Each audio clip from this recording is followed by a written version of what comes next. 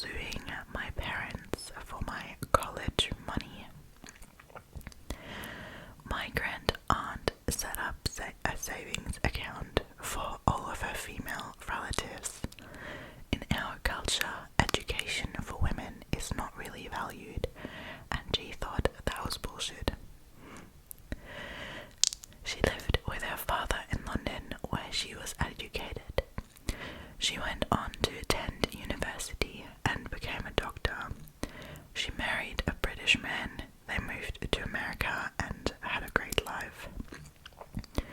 She funded the education of as many of her nieces and grandnieces as she could. When she passed away, she left money for every girl relative she could.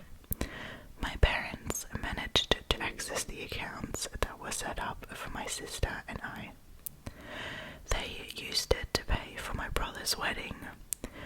My sister didn't care because she got married 2 years out of high school and had no intention of going to college. When I graduated, I went to the bank to get money for school and it was almost gone. There was like $13,000 left. I asked my parents about it and they said they had needed the money. I finally found out where the money went. I got furious. I got student loans and moved out. I am a great source of shame to them and I don't give two F's. I am currently suing them for the money that was left for me. My entire family is against me. They all think I'm a complete asshole for airing private family business in public, and that I'm putting money ahead of my family. My friends are all on my side, but they are all Americans and don't really get my culture. Neither do I, to be honest. My brother called me up and offered to pay for my university if I dropped the lawsuit. I agreed as long as we had a legally binding contract. He said I was being an asshole for not trusting him. I said he should not have accepted my money for his wedding. It is causing all kinds of embarrassment in our community. I am somewhat ashamed to be doing this, but I don't want to have this step that I should not have. Top comment. Not the asshole. Your parents didn't borrow your money, they stole it. I hope you'll always have I hope you have all the documents to show that money was yours. Your brother is also the asshole for trying to get you to drop a lawsuit, with what is most likely a lie. If you have a chance to start life without student debt, you do whatever you can to do that. Your parents, I'm sorry, but their culture sounds completely toxic. I'm glad you got out. OP commented on that and said, the student law center at my university is helping me with everything. I have proof that the money was mine. I'm trying to do everything so I can do this. So this does not become a criminal matter. Someone else said, I think they think you're an asshole for holding them accountable for their awful actions. They thought you would be a pushover, but you're showing them you're not. Your grand aunt would be proud of you. And you aren't the one putting money ahead of your family. They did when they stole your money. They already showed you how little they think of you or respect you or love you as a family member when they screwed you over. Not the asshole, obviously. Overall vote on this thread was obviously not the asshole. And if you want my 2 cents to that, I don't think she's the asshole either. I can't, even if I'm playing the devil's advocate, I can't find a way why she would be the asshole for that. It was never the parents' money to begin with, it was always hers, and taking that for a wedding, like, come on, like, where at all would that ever be justified? Like, you just wouldn't take your daughter's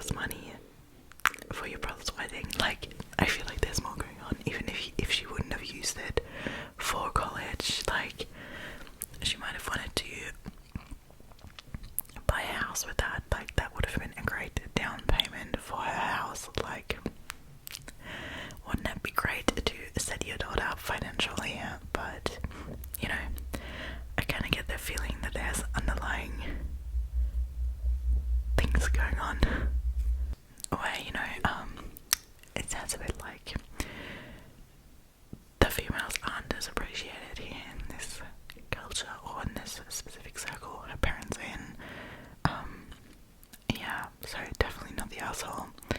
That is your money, you go get it. That was supposed to set you up for life, and I don't know, it makes me mad, because like, what parent would do that to their children? Like, as I said, even if she wouldn't have used it for her education, she could just finance a very good life with that for herself, because I'm assuming it was quite a lot when the amount left is still $13,000, and that is just the rest of it. So I'm assuming that was quite a lot. So yeah, I don't know. Definitely not the asshole. This got so many upvotes that like crazy. So yeah, people really had a lot to say about that.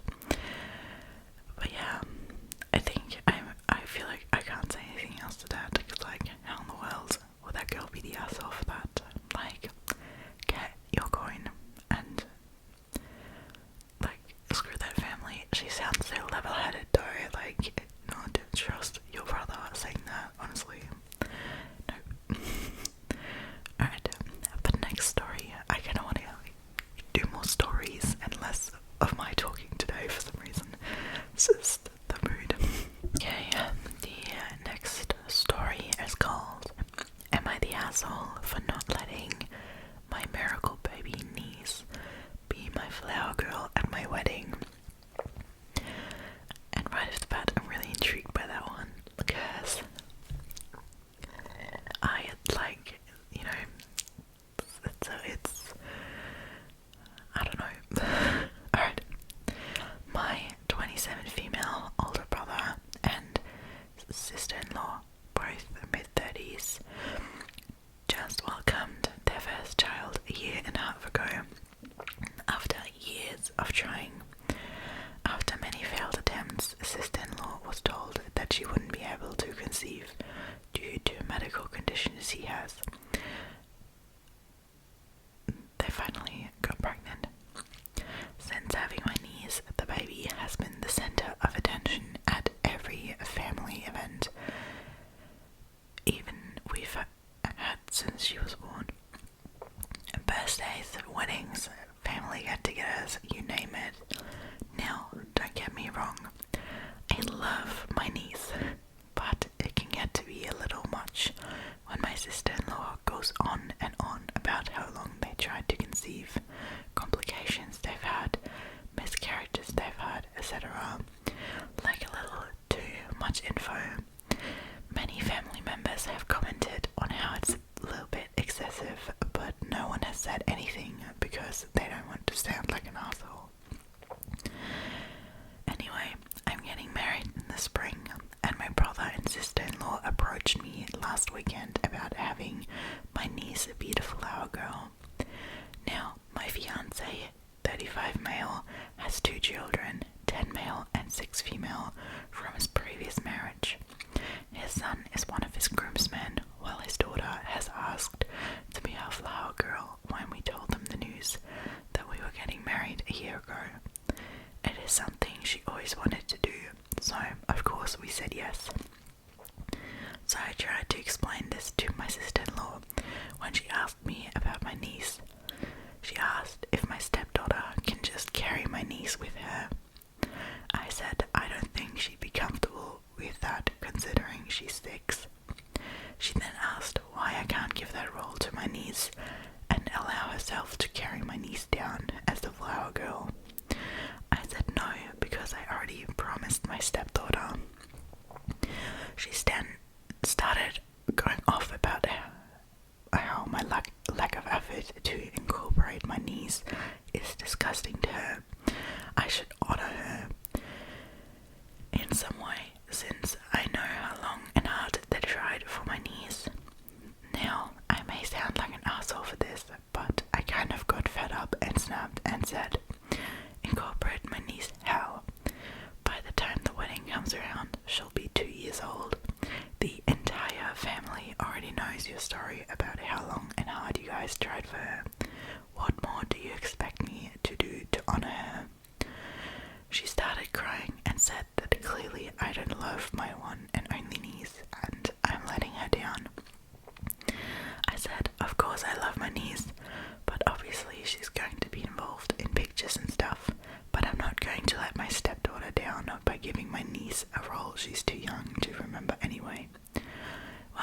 sister-in-law and my brother are pissed off with me for not letting my niece be the flower girl, and are running around telling the rest of the family I don't love my niece.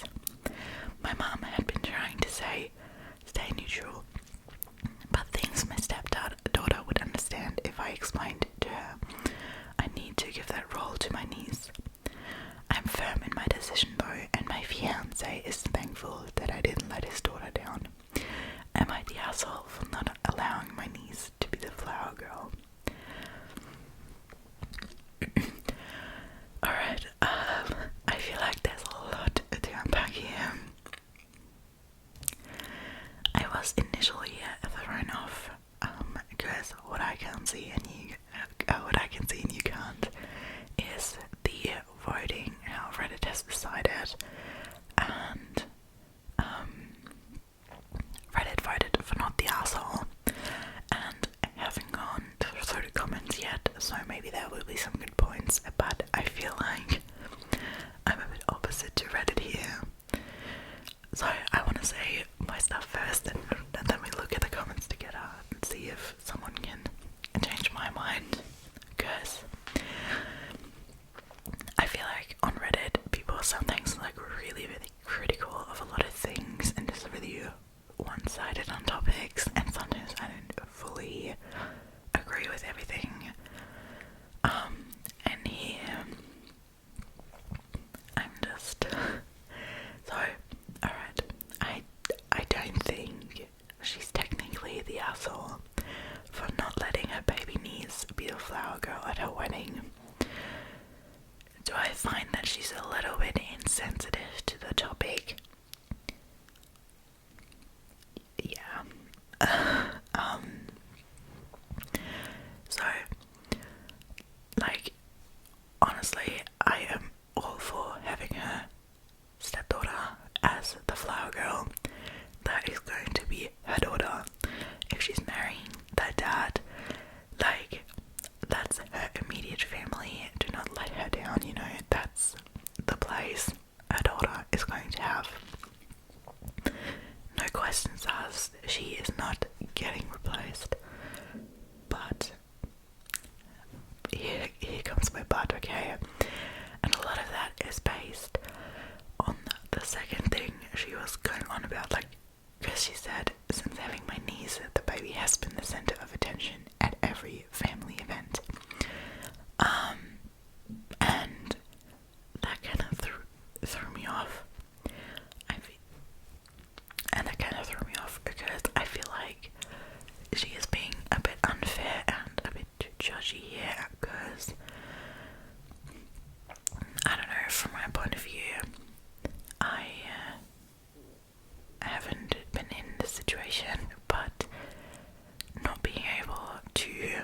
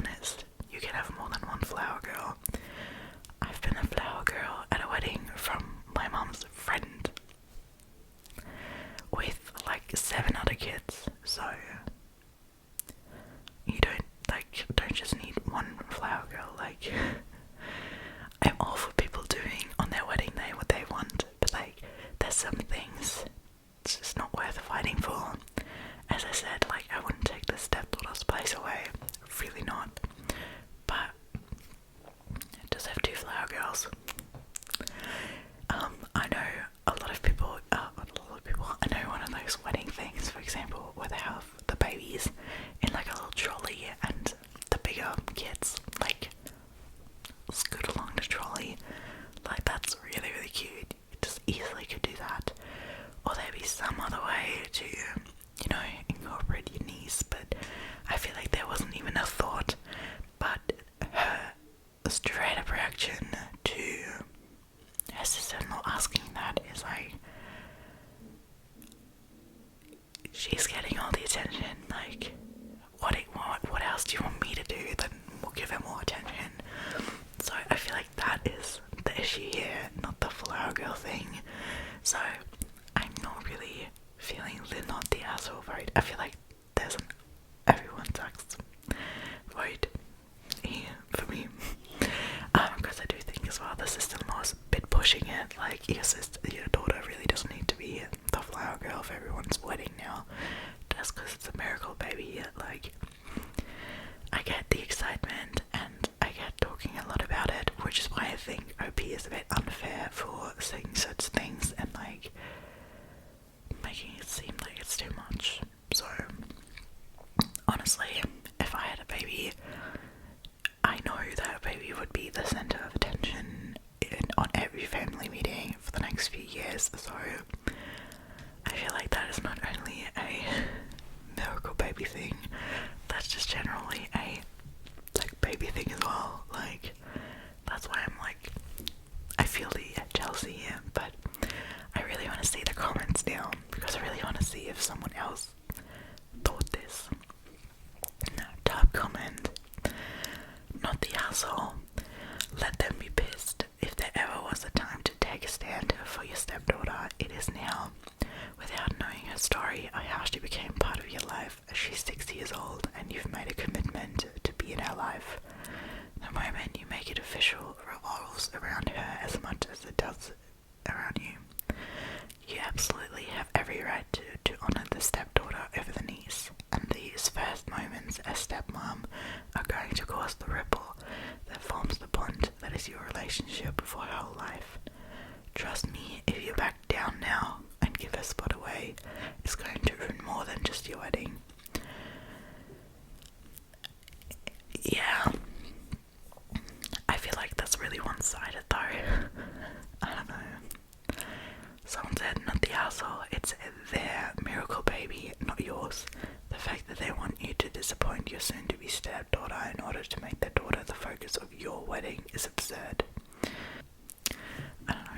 Someone else said to that, this miracle baby stuff is so obnoxious. I guess my baby would be a miracle baby too, but why would I go on and on about my infertility to everyone I know and throw myself a pity party over it? The baby is going to be a normal baby like everyone else's baby.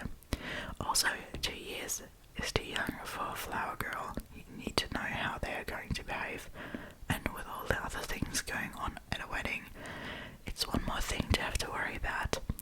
I had my 4-year-old nephew be the flower boy and he threw a tantrum and didn't even go out, which was a huge pain in my ass.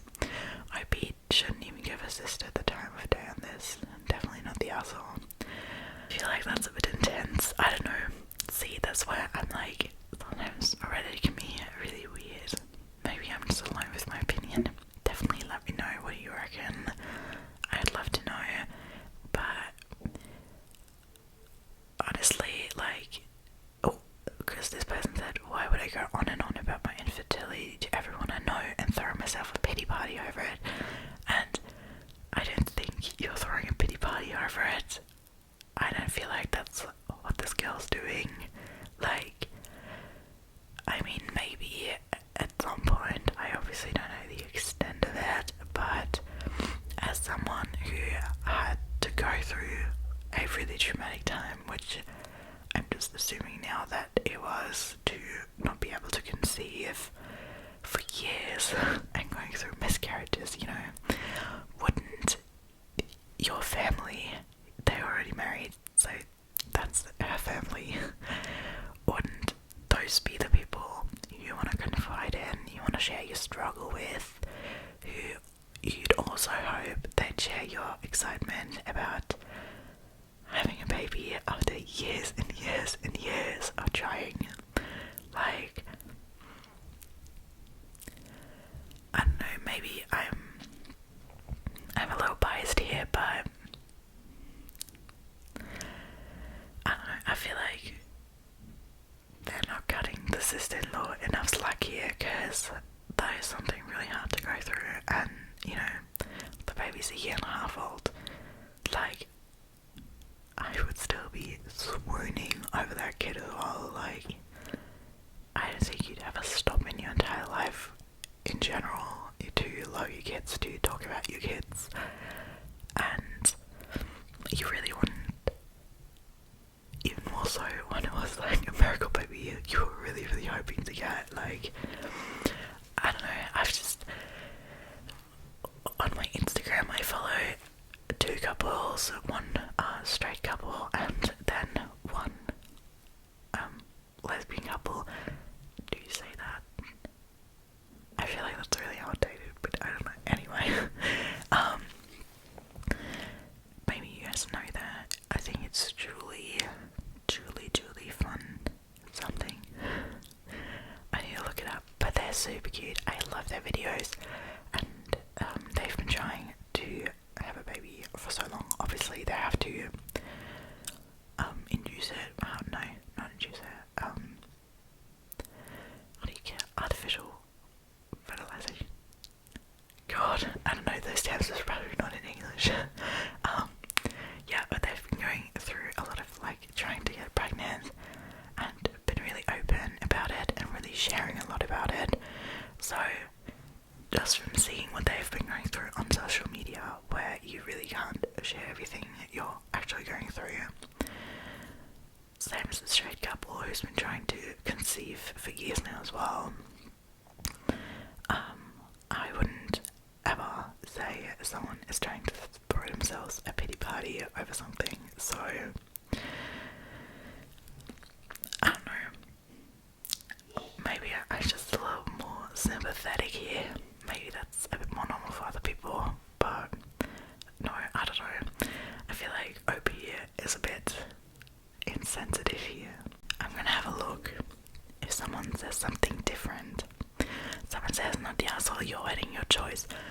Yeah, I mean, in the end, is it really that important? Like, if we're down to the question of are you the asshole for not letting your niece be a flower girl at your wedding? No, you're not, but please don't be insensitive about what your sister-in-law has been going through. I don't know. So many people like are saying like such rude things about the sister-in-law, and I don't understand that. I don't know, someone said, that poor little baby, your sister-in-law needs to get them counselling while the child's still young enough, or she's going to ruin that little girl's life with her weirdness, entitlement, expectations, the burden of made to be feel special just for having been born. See, I don't know if I'm reading that out of that story. Like, she just asked if she would be a flower girl, and yeah, the comment with making the stepdaughter step down from the role, that's a little weird because the baby is quite young, but I don't know, I find it hard to be that mean here. I don't know, I'm just not seeing it as black and white as a lot of people apparently.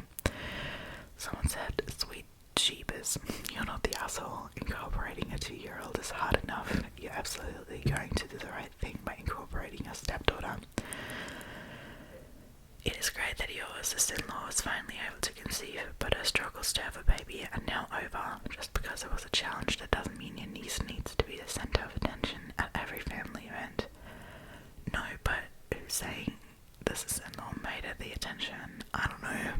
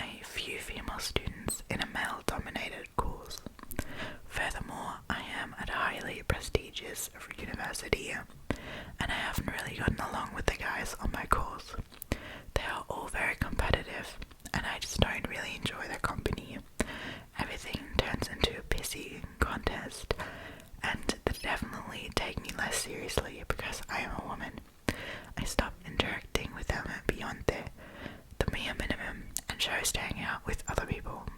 Anyway, I did well in all our recent exams. I topped 2 out of 4 exams we had so far. Our prof congratulated me during class. I wouldn't have advertised this myself. Ever since then, my interactions with a specific group of male classmates have gotten weird. They're now outright rude and challenge me aggressively in class discussions. We recently had some presentations, and one of them chose to do theirs on, to put it simply, pretty privileged. They specifically pointed to 2 papers that suggested that pretty female students got overscored in assessments. The other guys in that group sniggered and even gave me a few winks. Afterwards, I heard them in the hallway joking that they had experience with that themselves. I've been seeing a PhD student within our department for a month. He has literally nothing to do with our course. Well, we ran into one of my course mates A together. The next day in class, his friend B asked me if my boyfriend helped me with exams. He said this intentionally loud and in front of the professor who heard this. I replied that I don't have a professor. I don't have a boyfriend because he's not my boyfriend. But then B pointed out that he had run into me with the PhD student, making a point to say his name. The prof knows him. I just replied that we are only friends. They didn't let up. I heard that they discussed this thing in 2 more classes in earshot of the professors. Both times they suggested I got help for my exams. I wasn't even seeing him then. I didn't confront them, but this has been causing me so much anxiety. Even without the exam accusations, I worked hard to get the year, and I don't want to be known among the faculty for my dating life. I raised this issue with my supervisor without the intention of taking it any further, but I wanted her advice as a woman in academia. She convinced me to email their supervisors to remind them of proper conduct and describe the treatment of an unnamed female student. She didn't name me, but they figured it out. They confronted me after class and asked me why I would report their silly joke. Apparently their supervisors are now very cold towards them and less interested in helping. It's not a formal complaint, but their supervisors know. But one of them said his supervisor writes the report for his final AITA scholarship, and it was my fault if he loses out on that. I now feel a bit embarrassed, and that this was compounded by a friend telling me I took it too far, because C shouldn't lose out on his scholarship. So Reddit, am I the asshole? I want to say something about the guy losing his scholarship. Honestly, play stupid games or win stupid prizes. That is not at all her fault. Totally his. I don't know if you've seen those TikToks, I guess. I don't know, I've seen a couple of those where someone says something stupid on the internet and then people have to message their universities till they get dropped from the university. And I sometimes think that's a bit extensive because I know that's not the point of this video of what I'm saying, but the point of it is I feel like if you're taking education away from someone, saying something stupid, whether it be racist or sexist or homophobic or whatever they're saying, I find it hard to make them lose the education for that in general. I'm just like talking about these drastic YouTube TikTok videos, but I'm sure you're not going to miss out on your scholarship because of that. I don't know, sensitive topic, and I don't really know how I feel. Like, I feel like the more educated you are, the more you should normally realize how stupid a lot of these prejudices and like internalized aggressions we have as a society actually are. Like, if you really think about it, there's like nothing differentiating you from anyone else in the world, and that superiority, that's just not a thing if you really think about it. But though, I always feel like it's a bit of a not that effective way to make someone lose out on education just of something they said. I feel like treatment in the sense of like doing the community work for whatever group you were aggressive towards, or therapy or something would definitely be a lot more effective, because otherwise that would just create resentment. I'm talking about something else than this specific story right now, but yeah, I feel like I don't think for starters that it's gonna be that bad that he's gonna lose out on his scholarship, because there wasn't an official report filed. It's just a memo. It's kind of a thought thing, but in general, alright, I'll say this once, please. Oh, why? I just don't get it. Honestly, these guys, they had no place at all.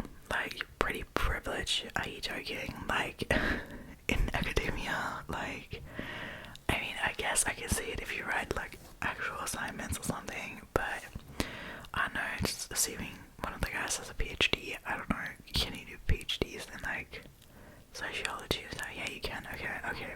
Anyway, but I'm sure you gotta take exams and stuff where you actually have to study for, and not just, you know, where there's a marking sheet with the correct answers, and if you don't write the correct answer down, you cannot get out of it. Pretty privilege. So I feel like their opinion is just so invalid, it frustrates me. So and then the whole thing about going in front of the professors and talking about the boyfriends, like, what was the goal of that? Isn't it kind of like the role with the professor, if you think they're sexualizing their students so much that they give them better grades, and that they would stop if they know they have a boyfriend? That is just on another level unhinged, in my opinion. Like, who thinks like that? What's the thought process here? So this is stupid. Also, like, if you learn with a PhD student, like, that's like really good for you. Like, how is he supposed to help you on an exam? Like, make it make sense. So honestly, a big fan for straight up going and filing a report. Like, that's good. Let's show everyone who is against any other group that's not okay, and that is just not okay. Whatever it might be, sexism in this case or anything else, it's not okay. I'm a big advocate for that, and I really don't think she's the asshole here at all. That, by the way, is the overall Reddit vote as well. I'll read you some comments now. Not the asshole. Any retaliation should also be reported. They're angling for some big problems if they're keeping this up. Yeah. Someone said, also, I commend your courage in defending yourself. That takes tenacity. Yes. Not the asshole. They know what they're doing, because jokers like this have been doing it for years.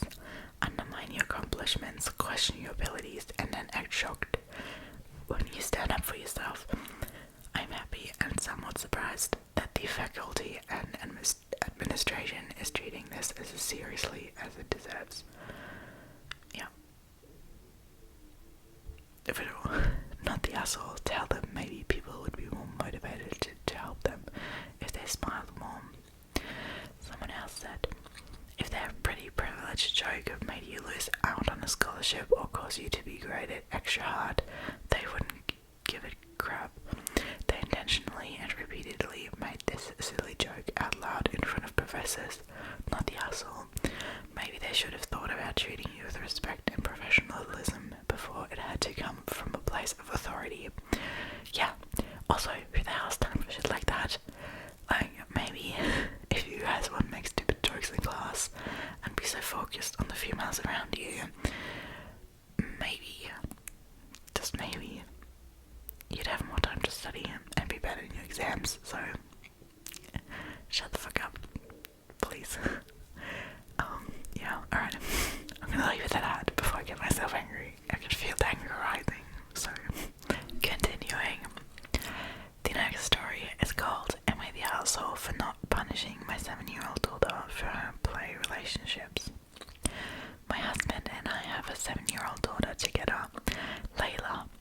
A few months ago, Layla got a boyfriend, Lucas. They're both 7, so it's obviously not a real relationship. They just hold hands sometimes and they drew each other hearts for Valentine's Day.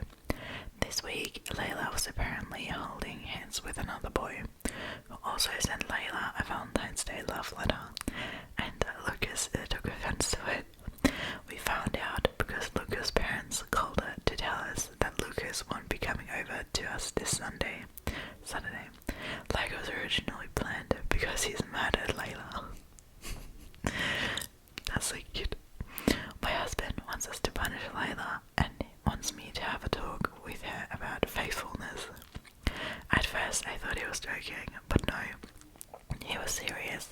He says that Layla cheated on Lucas and I, as a mother, should do something about it. I told my husband that Layla is 7, not a cheater, and I won't treat her as such.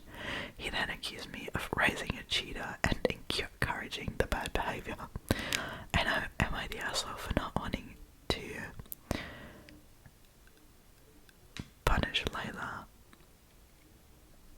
I think I'm gonna scream. That is hilarious.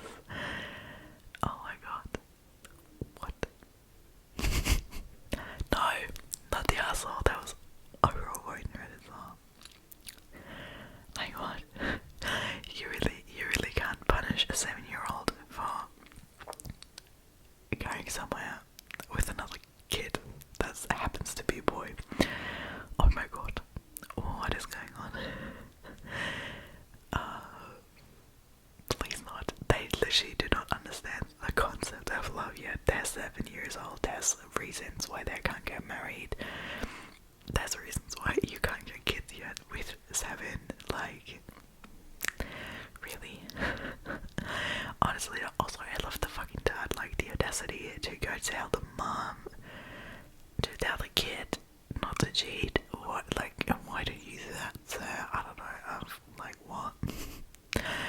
Top comment, she's 7, it's ridiculous to call her a cheater, not the asshole. At the same time, you can sit her down and explain why Lucas is upset and doesn't want to see her. That's more enough than a lesson. Yeah, that, like, she did hurt the other kid's feelings, so, I mean, you know, that's enough to talk to her about why he's not going to be coming over and how that hurt his feelings, but really, a 7-year-old kid can't decide what's right or wrong. With that, like, really, you wouldn't even let a 7-year-old kid walk to school alone. You really think they're capable of understanding what the hell cheating is and what a commitment a relationship is? Please. Anyway, I guess according to your husband, I am technically a bigamist since I married a kid in the 3rd grade during recess and then married someone else 12 years later without properly divorcing my first husband.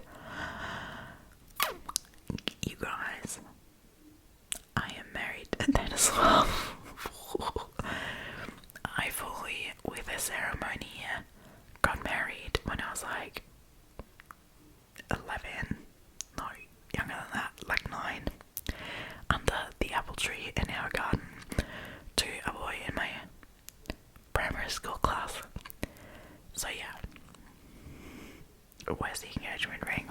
I don't know. Really, like, we all did that, right? Like, that's just a common memory of ours, and like, not, I feel like everyone did that. Also means every other relationship I had after that first wedding means I was cheating. What a monster am I? Not the asshole, although you should talk to your daughter about hurting Lucas' feelings.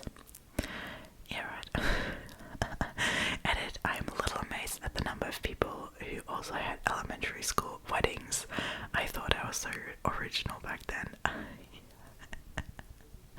Oh my god. For anyone interested, my husband knows the story. I told him several years ago. His main question was whether or not my third grade husband was now the lead singer of a famous band because they shared the same name. He isn't, which we were both disappointed about. I've never been able to find third grade husband on social media, so I have no idea what happened to him. I wonder if he ever became a ghostbuster like he dreamed he would and offered me the position as secretary. True, I gotta find that guy and figure out if he's a millionaire now. Like, technically we're still married, right?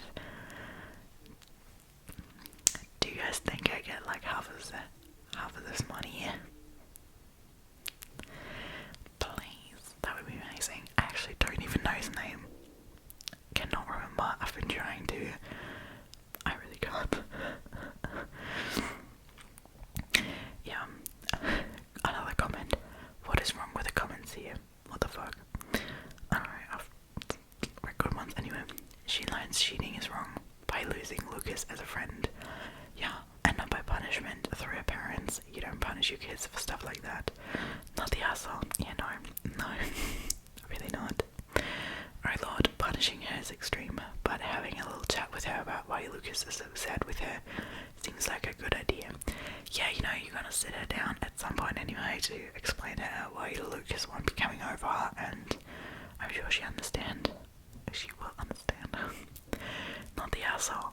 This is beyond ridiculous. These kids are 7 years old.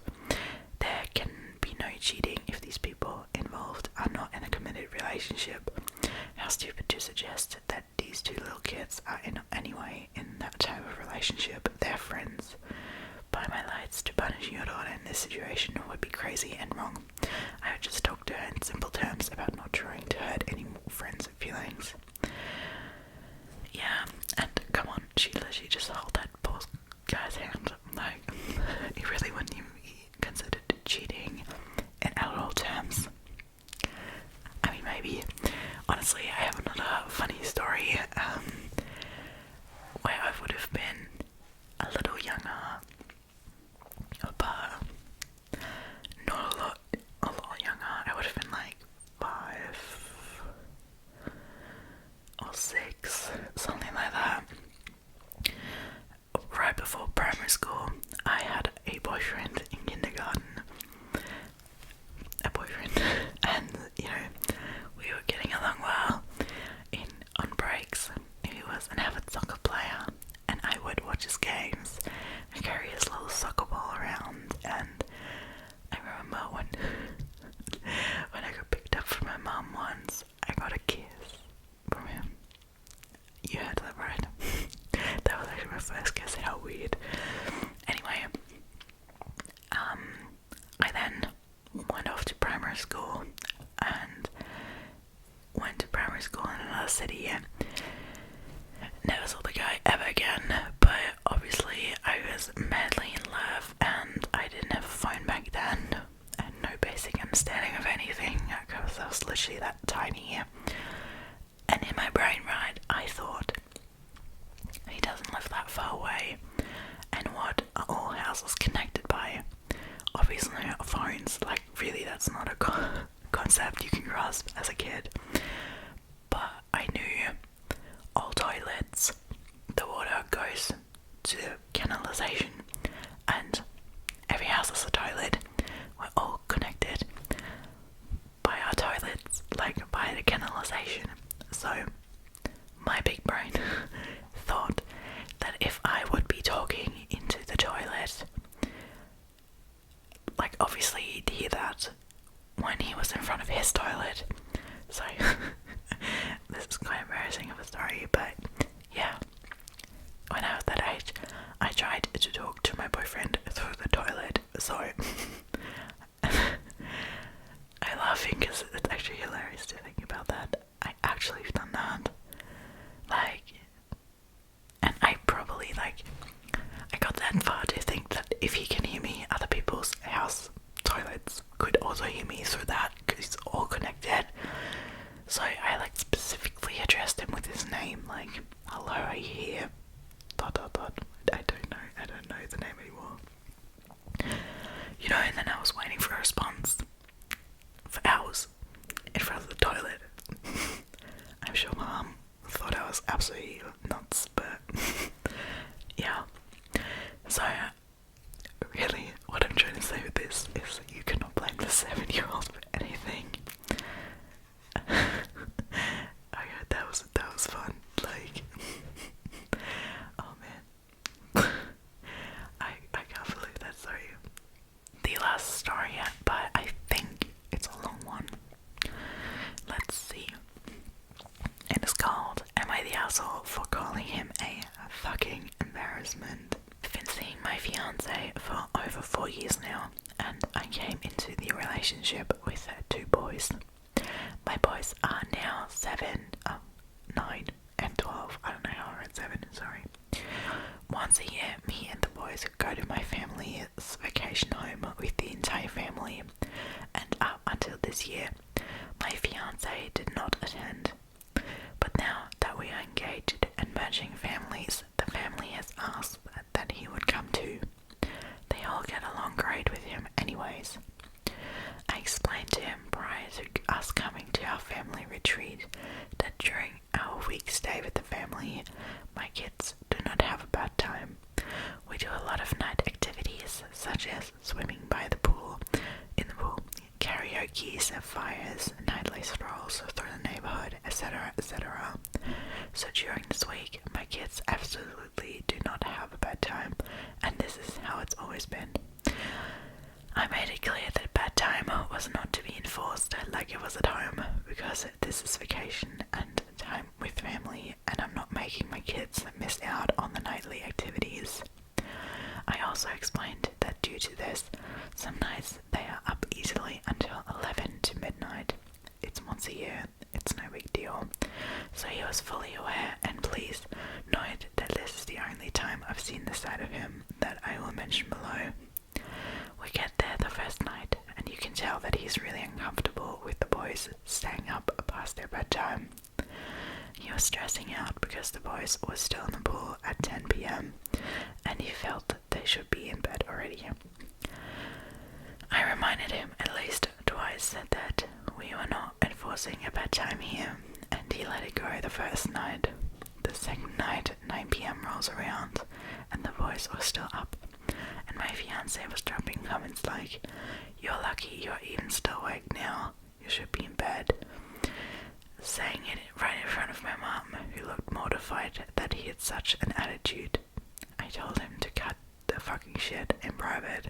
He tells me he thinks it's fucked up and that it's going to be terrible trying to get them back on their schedule. Never been an issue in the years prior. I stood firm and told him to knock it off and let it go. But then, last night, my fiance starts angrily sighing every time he looks, and my kid's still awake, and I finally pulled him aside and told him he was a fucking embarrassment because he keeps saying these comments in front of my family, which leads to awkward silence and judgmental glances my way.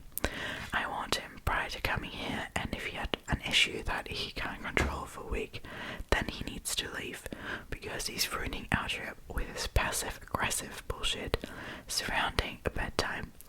He told me I'm an asshole for making him feel like garbage over wanting to keep the kids on a schedule because it's best for them. I am the asshole. Alright. The overall Reddit vote was no, and obviously not. What? So first of all, okay, I feel like it was clearly set before the vacation. He knew what he was going to get into here.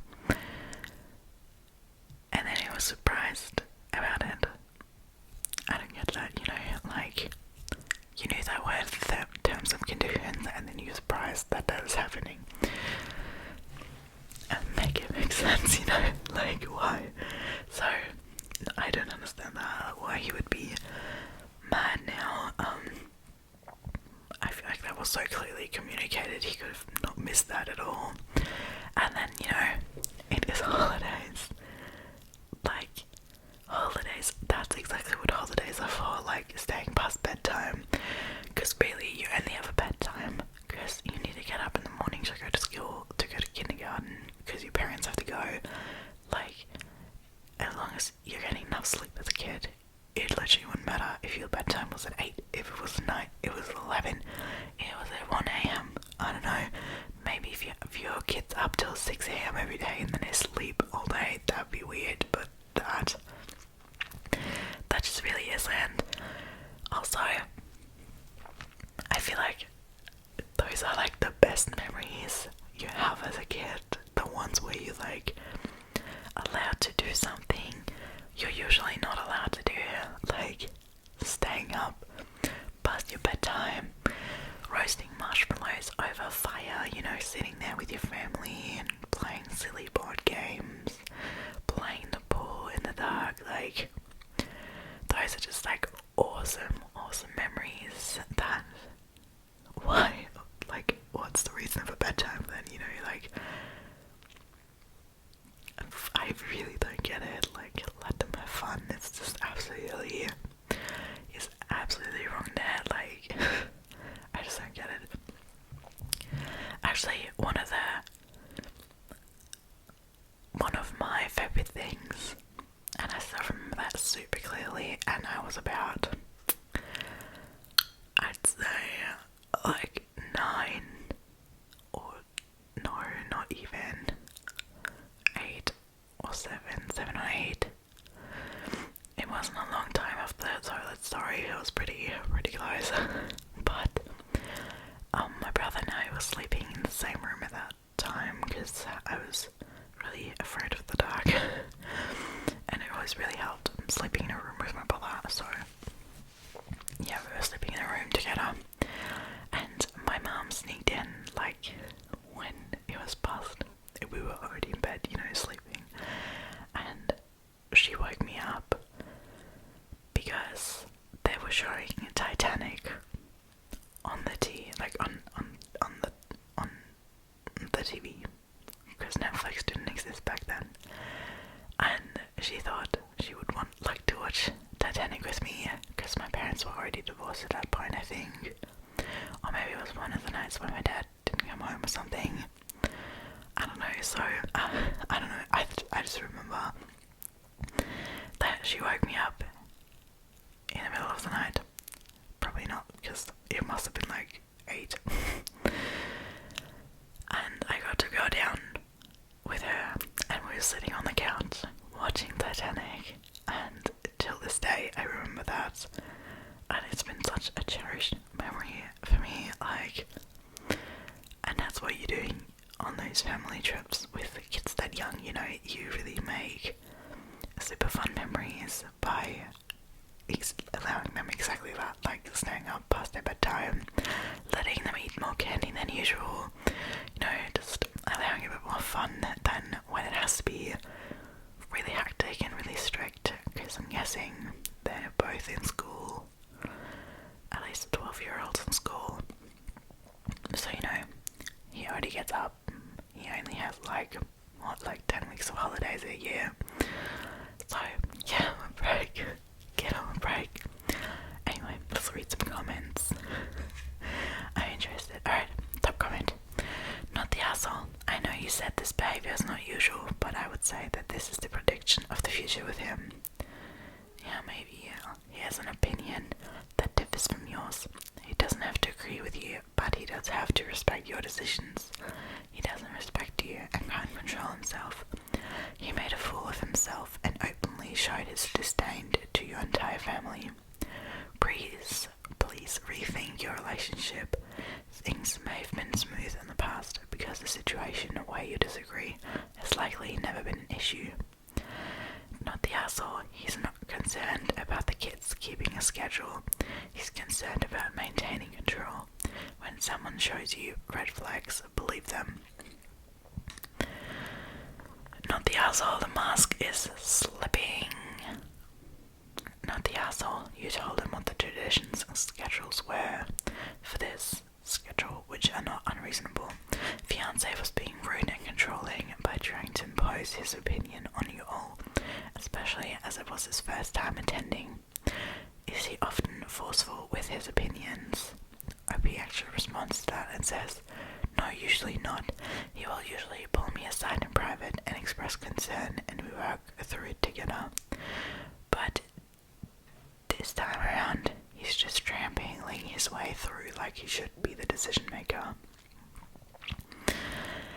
I want to know if they ever gave an update. Alright, they didn't, so I don't know.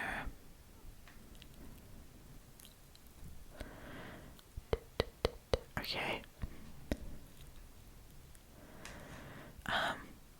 Something she said that's quite a long response is, she said, so basically in the beginning of the relationship I made boundaries clear on the aspect of discipline, reprimanding, etc.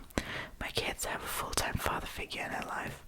Their bio dad takes them week on, week off. I told him that if he had any problems and or concerns that he was to come to me directly and we would find a way to work through it together for the most comfortability. Because I was 100% comfortable with him setting ground rules on situations that I hadn't been informed about. He was completely okay with this. He very bluntly said from day one that he was not trying to be the boy's father, and generally speaking, he is very good with communicating to me if he has a problem with something. However, I've noticed a lot of conflicting opinions on his parenting versus mine in the past, such as he pushes modesty to the highest degree possible and had issues with me walking around in sports bras, which I did shoot down. My boys aren't looking at me like that, and it's weird that he would think such things, or the fact that he feels the boys should have to ask permission to eat the snacks that I purchased for them.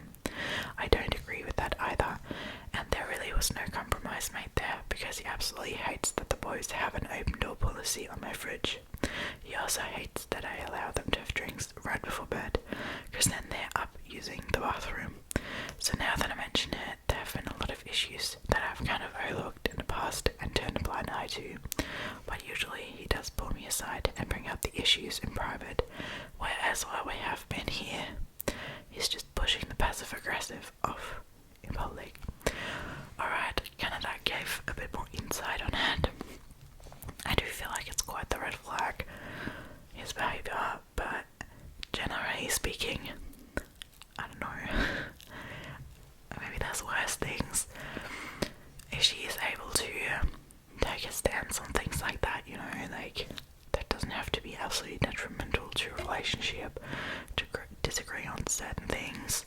It just has to be really clear that the parenting role is hers and not his, and or like, you know, if that's what they both want, they can share the parenting role. With my parents, like my stepdad would only say something in like,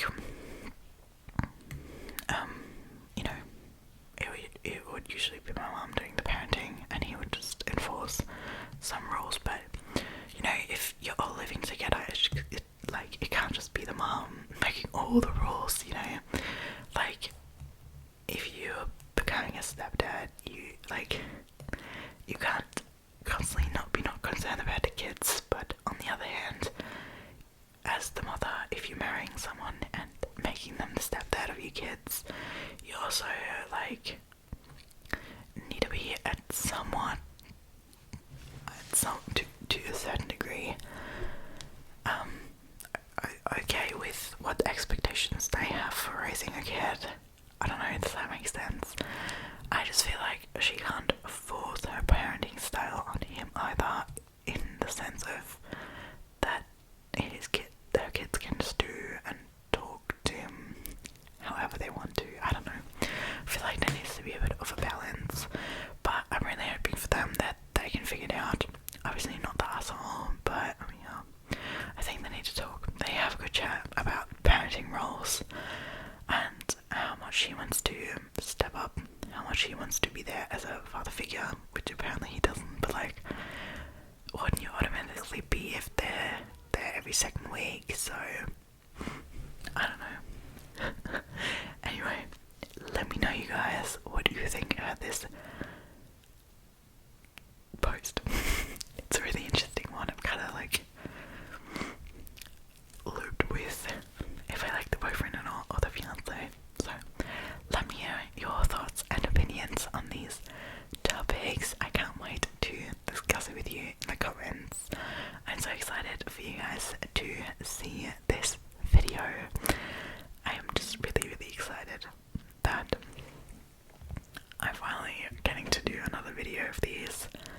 I love these videos, so I really hope you enjoyed this episode of the ASMR podcast.